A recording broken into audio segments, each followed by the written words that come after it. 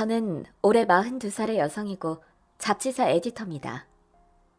제가 지금까지 살면서 누군가가 부럽다고 생각해 본 적이 별로 없었습니다. 제가 원하는 건 어느 정도 이루며 살았고 적당한 선에서 만족하고 포기도 하면서 살았으니까요. 그런데 딱 한 가지, 만족도 안 되고 포기도 안 되는 것이 있더군요. 바로 아이입니다. 30대 초반에 결혼하고 30대 중반까지는 정신없이 일에 매달렸습니다. 초보도 아니고 베테랑도 아닌 어중간한 위치에 있었던 저는 한 단계 더 올라서기 위해 열정에 노력을 더해야 했습니다. 특히 마감이 닥쳐올 즈음이면 새벽에 잠들었다 잠깐 눈 붙이고 다시 새벽에 일어나야 하는 일상들이 반복되었죠. 그래도 저는 제 일이 좋았습니다. 몸은 힘들었지만 일하는 동안은 오히려 에너지가 솟아나는 듯했고 일을 좋아하고 열심히 한 만큼 회사에서도 인정받는 에디터의 자리에 오르게 되었죠. 그렇게 일에 파묻혀 살다 보니 제 인생에서 정말 중요한 것을 놓치고 있었습니다. 숨이 차도록 달리다 잠깐 멈춰서 자신을 돌아보니 제 나이 어느덧 37. 제 친구들은 아이 어린이집 보내고 조금 일찍 결혼한 친구는 이미 초등학생 학부형이 되어 있었는데 난 지금까지 뭐 했나. 부부관계가 없었던 것도 아닌데 지금껏 왜 임신 한 번 안 됐지? 혹시 임신을 못하는 건가? 마음이 조급해지기 시작했습니다. 그때까지 한 번도 남편에게 아이 얘기를 꺼내본 적이 없었는데 이대로 있으면 안 될 것 같다는 생각이 들었습니다. 자기야, 우리 아이 가져야 하지 않아? 자기 나이 벌써 40이고 나는 37인데 우리 늦은 건 아니겠지? 늦긴. 요즘 결혼 늦게 하는 사람들이 많아서 애도 늦게 낳는데 지금이라도 낳으면 되지. 그런데 아이는 마음먹을 때 언제든 나에게 오는 것이 아니더군요. 아이를 갖기 위해 나름의 노력을 했고 말로만 듣던 시험관 시술도 2년간 시도했습니다. 그리고 3번의 임신이 되었습니다. 하지만 저는 아직 아이를 받아들일 그릇이 안 되는 것이었을까요? 아이가 생겼다고 기뻐하는 순간도 잠시, 첫 아이는 8주 만에 유산이 되었고 둘째는 석 달을 거의 다 채웠을 때 유산이 되었습니다. 그리고 3번째로 들어선 아이는 일란성 쌍둥이였는데 임신 8주째 한 아이가 심장이 뛰지 않는다고 했습니다. 아이 심장이 뛰지 않는다는 얘기를 들은 것이 벌써 3번째. 몸을 지탱할 수 없을 정도로 힘이 빠지더군요. 그래도 겨우 정신을 부여잡고 의사 선생님께 물었습니다. 그럼 다른 아이는요? 다른 아이는 괜찮아요? 보통 일란성 쌍둥이일 경우 한 아이가 유산되면 살아있는 아이도 유산되는 경우가 있습니다. 경과는 지켜봐야겠네요. 2주 후 병원 예약을 잡았고 나머지 한 아이까지 잃게 될까봐 마음이 너무 불안하고 겁이 났습니다.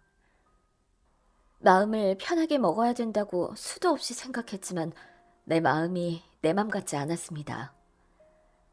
지옥 같은 일주일을 보낸 후 결국 한 아이마저 심장이 뛰지 않는다는 소리를 들었습니다. 그렇게 전 세상 빛도 보지 못한 4명의 아이를 떠나보냈습니다. 몸도 마음도 무너져 내리더군요.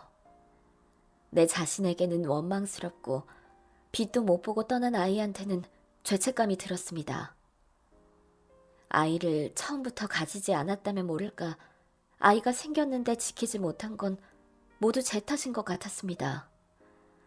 멍하니 있다가 어느 순간 눈물이 뚝뚝 흘러내렸고 몸은 한없이 바닥으로 꺼지는 것 같았습니다. 위로받고 싶고 괜찮다고 다음엔 잘 될 거라고 달래주길 바랐습니다. 그런데 남편은 그럴 마음이 전혀 없어 보였습니다. 마지막 아이까지 유산된 후 방구석에 틀어박혀 있는 저에게 와서 그러더군요. 애 한두 번 유산해? 애 유산될 때마다 왜 그래? 제발 그만 좀 해. 이러니 내가 집에 들어오고 싶겠어? 무슨 집구석이 맨날 이렇게 심각해? 진짜 숨 막혀 못 살겠네. 내가 집을 나가버리든지 해야지. 주말 외출하고 들어온 남편은 다시 옷을 챙겨 입고 밖으로 나가버렸습니다. 너무 가슴이 아프고 외로웠습니다. 세상에 혼자 버려진 느낌이었고 깜깜한 굴 속에 혼자 갇혀있는 기분이었습니다. 우리 아가들도 그렇게 떠났는데 그 순간 제일 기대고 싶고 의지하고 싶은 남편도 제 옆에 없었습니다. 저는 친정으로 갈까 하다가 연세 많은 친정 부모님은 무슨 죄인가 저의 이런 모습을 보면서 두 분이 또 얼마나 힘들어 하실까 싶어 친정에도 못 가겠더라고요. 저는 TV를 크게 켜놓고 일부러라도 모든 걸 잊으려고 노력했습니다. 그런데 평소에 그렇게 보고 싶었던 드라마도 영화도 아무것도 눈에 들어오지 않았습니다. TV도 마음이 편해야 재미있게 볼 수 있다는 것을 알게 되었지요. 내 눈에는 끝없이 눈물이 흘렀지만 남편은 저의 기분도 눈물도 전혀 관심 없어 보였습니다. 안 좋은 일이 겹쳐서였는지 저와 남편 사이도 점점 멀어지는 듯 했습니다. 서로 대화도 없고 어색한 시간이 이어졌고 남편은 밖으로 놔두는 시간이 많았습니다. 일 마치고 돌아오면 아무도 없는 집에 늘 저 혼자였고 기분은 끝도 없이 가라앉는 것 같았습니다. 저는 아무래도 아이가 포기가 안 되더군요. 그래서 남편한테 얘기 좀 하자고 한 번만 더 시험관 해보자고 얘기를 했습니다. 또 그 소리네? 이제 좀 그만 좀 하자. 어? 도대체 언제까지 시험관인지 뭔지 그거 해야 되는 건데. 나는 너 그러는 것도 싫고 애도 필요 없으니까 애 낳고 싶으면 다른 남자 찾아서 시험관을 하든지 알아서 해. 이만 헤어지자. 이렇게 사는 건 아닌 것 같아. 당신도 많이 힘들어 보이고 당신 보고 있는 나도 솔직히 힘들어. 그게 무슨 소리야, 헤어지자니. 애가 왜 필요 없어. 아직 얼마든지 시도해볼 수 있잖아. 될 때까지 해봐야 되는 거 아니야? 당신 눈에는 내가 어떤 상태인지 안 보여? 나 몸도 마음도 만신창이가 됐어. 나한테는 위로가 필요해. 따뜻한 말 한마디가 필요하다고. 당신 내 남편이잖아. 내 가족이잖아. 가족인 내가 이렇게 힘들어하는데 어떻게 당신은 나한테 그런 얘기를 해? 왜 그렇게 냉정해? 왜 나한테 따뜻한 말 한마디 못 해주는 거야? 나 안 그래도 너무 힘든데 나한테 왜 그래? 할 만큼 해봤고 안 되는 건 안 되는 거야. 내가 왜 계속 그 짓을 해야 되는데. 그냥 우리 이쯤에서 헤어지자. 우리한테는 애도 없고 얼마든지 서로 새 출발할 수 있잖아. 인생 얼마나 된다고 이렇게 우울하게 살아. 남은 인생 이렇게 우울하게 사는 건 아닌 것 같아. 나 지금 너무 힘들어. 당신 보고 있으면 내가 숨 막혀. 이제 그만 나 좀 놔줘. 부탁이야. 남편은 나를 달래듯 얘기했지만 결론은 하나였습니다. 이혼하고 싶다. 끝내자. 남편의 이혼하자는 말이 너무 섭섭했고 한편으로는 미안하다는 생각이 들었습니다. 아이 때문에 나도 모르게 남편을 너무 피곤하게 힘들게 했구나. 내 자신도 이렇게 힘든데 이런 나를 보고 있는 남편은 얼마나 힘들겠나. 그래서 그 뒤로는 애써 기분을 털어내려고 노력했습니다. 일부러 말도 많이 하려고 하고 억지로라도 웃으려고 노력했습니다. 그리고 남편에게 그동안 내가 너무 내 생각만 하고 살았지? 당신도 힘들고 괴로웠을 텐데 챙겨주지 못해서 미안해. 앞으로 신경 쓸게. 우리 다시 아이 생기게 노력해보자. 제가 한 발짝 다가가니 남편은 한 발짝 물러섰습니다. 제가 다정해지려고 노력하면 남편은 그만하자고 했습니다. 이런다고 달라지지 않아. 나 이미 마음 떠났어. 당신하고는 아닌 것 같아. 당신도 그만하고 서로 각자의 인생 살자. 한 집에 있으면 서로 괜히 생각만 더 복잡할 거니까 서류 정리되는 동안 나가 있을게. 그러는 게 좋을 것 같다. 남편은 표정 하나 안 바뀌고 짐을 챙겼습니다. 제가 남편을 붙잡아도 남편에게 매달려도 소용없었습니다. 저는 이게 다 저 때문이라 생각했습니다. 내가 너무 했구나. 내가 남편을 너무 질리게 했구나. 스스로 자책했습니다. 남편에게 이미 여자가 생긴 것도 모르고 말입니다. 남편이 짐을 싸고 나간 뒤 저는 어떻게든 남편의 마음을 돌려보려고 했습니다. 그런데 남편은 그런 저를 너무 귀찮아했습니다. 전화를 해도 문자를 해도 아예 받지 않고 무시해버리거나 건성으로 몇 마디 하고는 바쁘다고 끊어버렸습니다. 저도 지치더라고요. 이 남자가 뭐라고 내가 이러고 있나.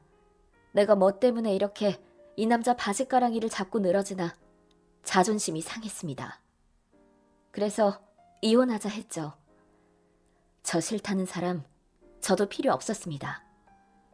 그 사람 말대로 앞으로 살아갈 날 많은데 이렇게 밀어내는 남자 붙잡아서 뭐 하나.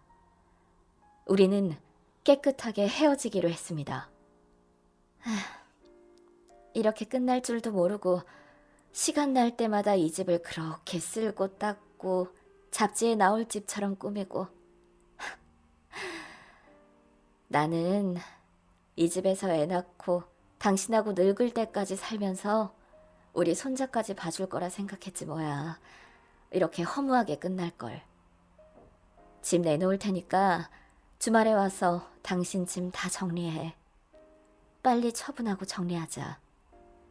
그렇게 좋았던 집인데 이제 나도 완전히 정 떨어졌어. 빨리 이혼하자. 우리는 애가 없어서 서류 접수하고 나면 한 달이면 이혼이 된대. 빨리 정리해. 그랬더니 남편은 알았다고 다가오는 토요일에 짐 챙기러 오겠다고 하더군요. 남편이 짐을 챙기러 집에 왔을 때 우리는 서로 한마디도 하지 않았습니다.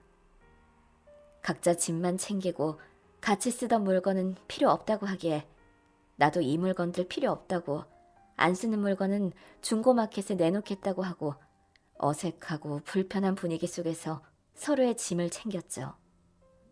남편은 옷과 신발, 책 등을 챙겨서 차에 옮겨 싣기 시작했습니다.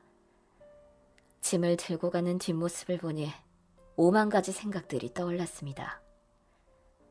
둘이 연애할 때, 애 가져보겠다고 노력할 때, 온 가족들 모여서 즐거웠던 때, 아이 때문에 힘들었던 때, 등등. 그야말로 만감이 교차했습니다. 남편의 뒷모습을 보면서 몇 번이나 붙잡아 볼까 라는 생각이 들기도 했습니다. 하지만 자신이 없더군요. 또다시 냉정한 말투로 그만하자. 라고 하는 그 말을 듣고 싶지 않았습니다. 그런데 바보처럼 자꾸만 남편에게 미련이 남았습니다. 남편의 짐이 거의 사라져가니 마음 한구석에 구멍이 난 듯 휑하게 느껴졌습니다. 남편은 저를 애써 외면하며 짐을 옮겼고 저는 남편이 집 안으로 들어오면 거실로 와서 남편을 바라보고 남편이 밖으로 나가면 베란다로 나가서 남편의 모습을 지켜보고 있었습니다. 그런데 저 베란다에서 남편을 지켜보다가 차라리 보지 말았으면 좋았을 광경을 보고야 말았습니다. 남편은 짐을 챙기러 혼자 온 게 아니었습니다. 웬 여자와 함께 왔더군요. 남편이 짐을 가지고 내려가자 여자는 차 안에 기다리고 있다가 남편의 짐 챙기는 것을 거들어 주었습니다. 두 사람은 무슨 얘기를 하더니 뭐가 그리 좋은지 동시에 하하하 소리내서 웃더군요. 그냥 아는 사람 아니고 다정해 보였습니다. 그 모습을 보니 알겠더군요. 남편이 왜 그렇게 저한테 관심이 없었는지, 아기 때문에 힘들어하는 저에게 왜 그렇게 짜증을 부렸는지, 그렇게 잘해보자 내가 잘하겠다 했음에도 불구하고 왜 끝까지 이혼하자고 밀어붙였는지 이상하다 생각했던 것들이 그제야 명확해졌습니다. 집 나간 후 당연히 시댁에 있을 거라고 생각했는데 남편은 시댁이 아니라 저 여자랑 한 집에서 생활하고 있었고 제가 아이 유산하고 힘들어하고 있을 때 남편은 그 여자를 만나며 저와 이혼 준비를 하고 있었던 겁니다. 자칫 큰 실수할 뻔했더군요. 남편이 다른 여자를 만나는 사실도 모르고 순순히 이혼해 줄 뻔했으니까요. 몰랐을 땐 몰라도 이렇게 알고서야 그냥 넘어갈 수 없었죠. 지금까지 날 속이고 바람이 난 걸 생각하면 당장이라도 욕이라도 퍼붓고 끝내고 싶지만 제가 순순히 이혼을 하고 죽 써서 개 주고 싶은 마음은 손톱만치도 없었습니다. 원래 계획은 짐 옮기고 나면 합의이혼 서류를 접수하러 가는 것이었지만 그 광경을 보는 순간 계획은 수정되었습니다. 저 두 사람이 내 가정을 깼으니 나 역시 저 두 사람 사이를 깨주기로 했죠. 남편이 집을 나간 후 저는 이혼 서류 핑계, 집 매매 핑계를 대며 저녁마다 남편에게 문자 보내고 전화하며 그 여자의 신경을 건드렸습니다. 전화 받는 투로 봐서 분명 그 여자가 옆에 있더군요. 그래서 저는 더 그 여자를 자극했습니다. 참, 그리고 만나서 서류를 좀 전해줘야 할 것 같아. 중요한 서류라서 우편으로 보내기도 그렇고 오늘 당신 회사 근처에 인터뷰 있어서 가는 길에 잠깐 들릴게. 퇴근 시간쯤 될 것 같으니까 전화하면 잠깐 나와. 오랜만에 얼굴도 보고. 그러자 남편은 그 여자를 의식하는지 그러던데. 제대로 대답을 못했습니다. 남편 회사 앞에 가기 전 저는 친한 스타일리스트 언니한테 연락해 메이크업도 받고 헤어스타일링도 받았습니다. 그리고 남자 꼬시기 좋을 만한 복장도 추천받아 오랜만에 옷도 한 벌 쫙 뺐죠. 이야, 역시 사람은 꾸미기 나름이라더니. 너 40대 맞니? 너 오늘 나이트 가면 부킹 줄줄이 들어오겠다. 이렇게 몸매도 완전 예쁘구만. 왜 맨날 청바지에 헐렁한 티셔츠만 입고 다녔어? 너 앞으로 최대한 벗고 다녀. 몸매에 헐렁한 티셔츠에 감춰두기 너무 아깝다. 그럴까? 오늘 남편 앞에서 좀 벗어줘 볼까? 야야, 네 남편 오늘 커피 터진다. 거울에 비친 제 모습, 제가 봐도 낯설었습니다. 늘 맨 얼굴에 선크림만 바르고 다니다 풀 메이크업을 하고 나니 저도 나름 매력 있는 여자구나. 여자로서 자신감이 생기더군요. 저는 한껏 꾸미고 남편 퇴근 시간 5분 전에 도착해 남편을 만났죠. 남편이 저를 보자 평소와 전혀 다른 모습에 조금 놀라는 눈치였습니다. 나 어때?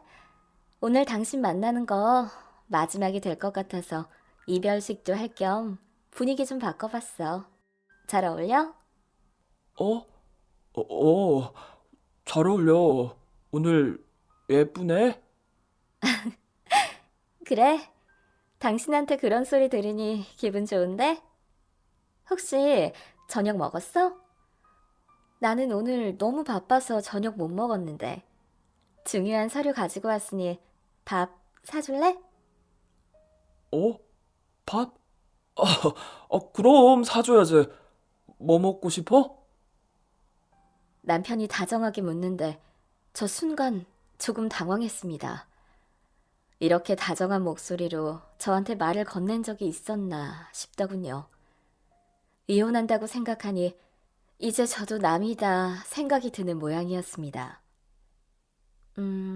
글쎄, 뭐가 좋을까? 당신 좋아하는 매운 곱창 먹으러 갈까? 오늘 마지막인데 소주도 한잔 하고 싶다. 당신 소주 괜찮아? 나야 좋지. 그런데 당신은 괜찮아? 원래 술 잘 안 하잖아. 아기 때문에 술 안 마셨지. 나 소주 잘 마시잖아. 연애할 때 소주 5병 마시고 내가 당신 데리고 모텔 간 거 기억 안 나? 오늘 오랜만에 한번 달려볼까? 저는 남편 팔에 슬쩍 팔짱을 끼며 말했더니 그럴까? 남편도 은근 기대하는 눈치였습니다. 분위기를 보니 이 남자 제 마음대로 요리가 가능하겠더라고요. 우리는 팔짱을 끼고 곱창집으로 들어갔고 우리는 소주를 주거니 받거니 한 병을 비웠죠. 저도 남편도 금방 얼굴이 붉어지고 술 기운이 돌았습니다. 저는 화장실 좀 갔다 오겠다고 하고는 일어나 자리에 앉을 때는 남편 옆자리로 가서 앉았습니다. 나 오랜만에 술 마셔서 은근히 취하네. 살짝 어지러워서 잠깐 기대도 돼? 많이 어지러워? 괜찮아? 남편은 제 얼굴 앞으로 내려온 머리를 쓸어 올려주며 말했습니다. 저는 그 틈을 놓치지 않았죠. 나 술이 너무 약해졌나 봐. 온몸을 남편에게 기대면서 한 팔로는 남편 허리를 감싸고 다른 한 팔로는 남편 손에 술잔을 쥐어주었습니다. 당신 한 잔 받아. 그리고 나도 한 잔 더 주고. 이렇게 있으니까 우리 연애할 때 생각난다. 우리 100년 만에 러브샷 할까? 저는 남편 팔을 가져와 제 팔을 꼬으며 러브샷을 했고 남편도 싫지 않은 듯 술잔을 비우더군요.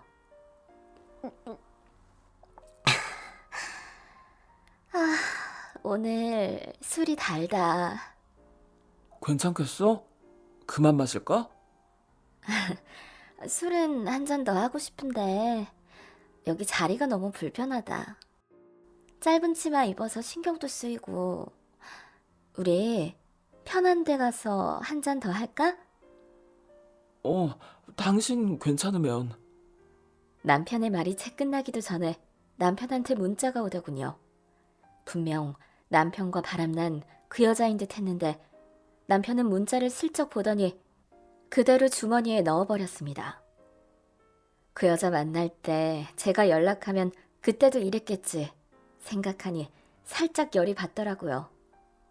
그래도 허벅지 꼬집으며 참았습니다. 어디 가서 한 잔 더 할까? 당신이 좋은 대로 정해. 옷이 이래서 좀 편하게 마시고 싶은데 집은 짐 때문에 엉망이라 술 마실 분위기 아니고 우리 편하게 가까운 호텔 가서 한 잔 더 할까? 그랬더니 남편이 좀 놀라더라고요. 이혼할 사이인데 호텔은 좀 그런가? 그냥 오늘따라 당신이 남의 떡처럼 커 보이네. 멋있어. 저는 온몸을 밀착시켜 남편 허리를 끌어당겼습니다. 그랬더니 남편도 제 어깨를 감싸며 말하더군요. 가자, 호텔. 정말 기분 묘하더군요. 연애할 때로 돌아간 듯 했습니다. 제일 가까운 호텔로 들어갔고 호텔이 주는 묘한 분위기 때문인지 우리 두 사람 분위기가 무르익어 갔습니다. 우리가 함께하는 동안 남편 전화기는 불이 났습니다. 전화 안 받아도 돼? 했더니 응, 괜찮아. 하며 남편은 저에게만 집중했습니다. 전화를 안 받으니 상대는 더 애가 달았는지 더 집요하게 전화를 해댔습니다. 남편은 끝까지 전화를 받지 않더군요. 남편은 다른 생각은 않고 본능에만 충실한 인간 같았습니다. 남편과 저는 그 안에서 2시간 정도 머물다 나왔고 남편은 한 팔로 저를 감싸고 나갔습니다. 그렇게 우리는 둘이 한 몸인 듯 딱 붙어서 나오는데 갑자기 한 여자가 다가오더니 남편 뺨을 세게 후려쳤습니다. 아파트 베란다에서 봤던 그 여자더군요. 저는 가방 속에 있던 전화기 녹음 기능을 켰습니다. 당신 뭐야? 이래서 전화 안 받은 거야? 내가 전화를 그렇게 했는데 어떻게 한 통도 안 받아? 어쩐지 내가 느낌이 안 좋다 했어. 요 근래 당신 와이프 자꾸 연락 오는 게 수상하다 했어. 내가 당신 타임라인이라도 안 켜놨으면 깜빡 속을 뻔했어. 둘이 정 떨어져서 이혼하는 거 아니었어? 왜? 막상 이혼하려니까 아쉽니? 끌려? 이거 뭐야? 여기서 뭐 하는 짓이야? 그 여자는 소리를 지르며 남편 얼굴을 한 대 더 올리려고 하더군요. 그래서 제가 그 여자 팔을 잡았습니다. 넌 뭐야? 네가 뭔데 내 남편을 때려? 이혼하기로 했는데 남편은 무슨 남편이야? 이 사람 지금 나랑 같이 살아. 너하고는 끝났어. 부부도 아니면서 어디서 와이프 행세를 하는 거야? 그래서 제가 아주 가소롭다는 듯 웃으며 말했습니다. 너 되게 둔하고 멍청한 여자구나. 여보, 이렇게 머리 나쁜 여자는 어디서 만난 거야? 아직 상황 파악이 안 되나 본데 잘 들어. 우리 아직 이혼 서류도 접수 안 했어. 그런데 지금 누구 앞에서 뭐라고 했어? 너랑 같이 살아? 이 남자랑? 유부남이랑? 야, 너 네 입으로 그렇게 말해줘서 완전 고마워. 머리 나쁜 네 덕분에 손도 안 대고 코 풀게 생겼어. 무슨 소리야? 머리 나쁘긴. 무슨 소리겠어. 너 상간녀 소송한다는 소리지. 뭐 소송? 아, 웃기고 있네. 증거가 어딨어? 설마 증거 없을까 봐? 내 걱정 말고 네 코나 닦아. 너 가만 보니 한심하고 불쌍하다. 내 예상을 한치도 벗어나질 않아. 남의 남자 도둑질해간 년치고 맘 편하게 발 뻗고 자는 년들 못 봤어. 역시 너도 마찬가지네. 내 남편 뺏고 나니 다시 뺏길까봐 쫄았니? 그래서 타임라인까지 확인하고 여기까지 달려왔어? 그렇게 불안해? 그렇게 자신이 없어? 여보, 이 여자 당신 일일이 다 감시하고 있나 봐. 숨 막히지 않아? 이런 여자하고 살려고 그래? 의부증 자격지심 장난 아닌 것 같아. 닥쳐! 그 여자는 소리를 지르며 제 얼굴에 손을 올렸고 그 손은 옆에서 지켜보던 남편이 막아주더군요. 어디서 자꾸 손이 올라와? 이 손 치우지 못해? 남편이 제 편을 들며 그 여자 손을 뿌리치자 그 여자는 자기 성질 자기가 이기지 못해 소리 지르고 난리가 났습니다. 어머, 무서워. 무식한 사람들이 무섭다더니 정말 그런가 봐. 여보, 저 여자 원래 저래? 당신이 가서 달래줘야 하는 거 아니야? 아니야, 그냥 냅둬. 저런 여자인 줄 몰랐는데 진짜 이상한 여자네. 어떻게 내 타임라인까지 훔쳐본 거야? 이상한 여자 만나서 발목 잡힐 뻔했네. 그 여자는 저와 남편이 보이지 않을 때까지 미친 듯이 발악을 했고 남편은 그 여자가 그러면 그럴수록 고개를 절레절레 흔들었습니다. 그 여자는 남편이 자주 가는 커피숍 사장이었는데 남편이 그렇게 저와 사라지자 다음날 회사까지 찾아와서 난리를 쳤다고 하더라고요. 그 여자의 그런 행동에 남편은 정남이가 떨어진다며 앞으로 2번 다시 만나고 싶지 않다고 하더군요. 남편과 그 여자가 완전히 틀어진 걸 확인하고 저는 변호사를 찾아가 서류 2개를 접수했습니다. 하나는 상간녀 위자료 소송 서류, 하나는 남편과의 이혼 서류였죠. 그날 이후 남편은 저와 다시 잘 되는 줄 알고 있었는데 제가 이혼 서류를 접수하자 너무 놀라고 황당해하는 눈치였습니다. 뭘 놀라고 그래? 이혼하기로 이미 합의됐잖아. 내가 다시 애 가지자고 했을 때 당신이 나한테 어떻게 했는지 기억 안 나? 나 그런 일 잊을 만큼 머리 나쁜 사람 아니고 한 입으로 2말 하는 사람도 아니야. 내가 이제 그만 놔줄 테니까 인생 짧은데 이상한 여자들 실컷 만나서 인생 즐겨. 내가 응원할게. 그러자 남편은 왜 그러냐고, 우리 좋았지 않냐고 다시 시작해보자고 하더라고요. 어린 반푼어치도 없죠. 애가 있는 것도 아니고 미련이 있는 것도 아닌데 제가 왜 인격 하자 있는 그런 인간이랑 다시 합치나요? 저는 웃으면서 뿌리치고 집으로 돌아와 버렸고 법적으로 깨끗하게 남남이 되는 날을 기다리고 있습니다. 세상은 넓고 남자는 많은데 그중에 진짜 내 남자 하나쯤은 있겠죠. 언젠가 만나게 될 진짜 제 인연을 저는 오늘도 기다립니다.